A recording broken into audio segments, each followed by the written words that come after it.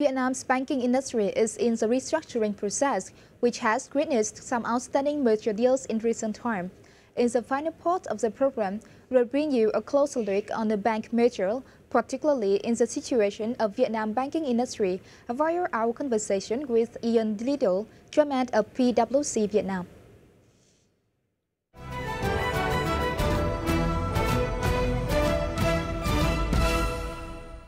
Hello and thank you very much for joining us today. And firstly, can you tell us what is the benefit of a bank merger? Thank you for inviting me. I'm very pleased to be able to share my ideas with you.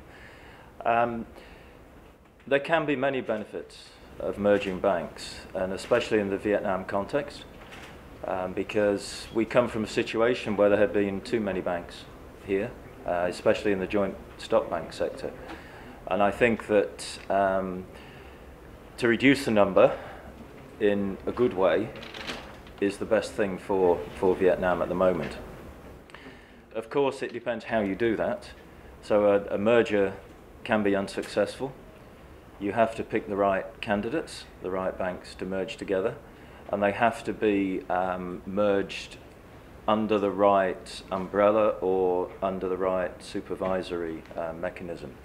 So if you look around the world where mergers have been done, some have been very successful and some have been unsuccessful, which is why I say you must pick the right candidates. So, for example, to assume that combining 2 or 3 small banks to produce a bigger bank is the answer is not necessarily the thing. That there are many other things that you have to do in restructuring, not just adding together banks, because you don't really change much when you do that. Yeah? If there were problems before within those banks, those problems will still exist, unless you do other things to change the strategy or the management or other things along the way. So restructuring involves a lot of different things, not just combining previous banks. So what do you think about the banking acquisition and merger in Vietnam in recent time?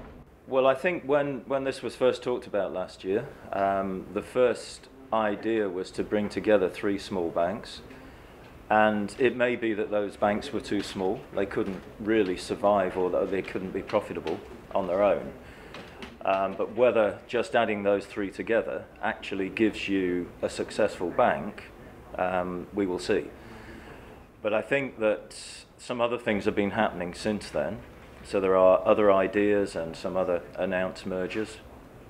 And again, if it's the right candidates that are coming together for the right reason, then they may be successful. But one thing that is really important is to get experience from others that have gone through restructurings themselves. And if you look at some of the foreign banks that have an interest, for example, have an interest in Vietnam at the moment, they've been through many restructurings themselves over the years in their own countries, and they would have some very good ideas as to how that restructuring might be done in Vietnam. So I think to bring that foreign experience in is very good, because Vietnam hasn't really been through this themselves yet. So I think to expect Vietnam to be able to sort all this out on its own is a big challenge. And if there is help from the outside world, then it might be a good idea to use some of that. From your experience and from the international experience, what is the critical success factor for a bank merger? The critical success factors are to make sure that you have the right banks that you're merging together, that there will be a sensible fit. So it's not just moving away from the problems that those banks had before, but you've got a vision as to how you create a more successful bank in the future. The strategy for those banks must be very clear. In the last 5 to 10 years in Vietnam, some of the banks have not kept to their original strategies. So they have gone with the latest trend, if you like. Rather than sticking to their core business, they've gone into gold trading, they've gone into investment in the stock market, unlisted investments, those sorts of things, which can be good, can be successful, if they're done to the right extent within the context of the bank overall. As long as the bank has enough capital and has the right management skills to deal with those challenges. I think in Vietnam, we've seen that some of the banks did not have all of that. So it's really important that for a merger to be successful, the strategy needs to be clear, and then the management team need to be in place that can deliver that strategy, that know how to implement it. And in your opinion, what should the government and the management authority do to have a bank merger successful? I think that the government and the State Bank of Vietnam have made a very good start on this. So they've made it very clear that the restructuring is happening, and that has developed a lot of excitement within the sector and from outside about this, because a lot of people see the need for it.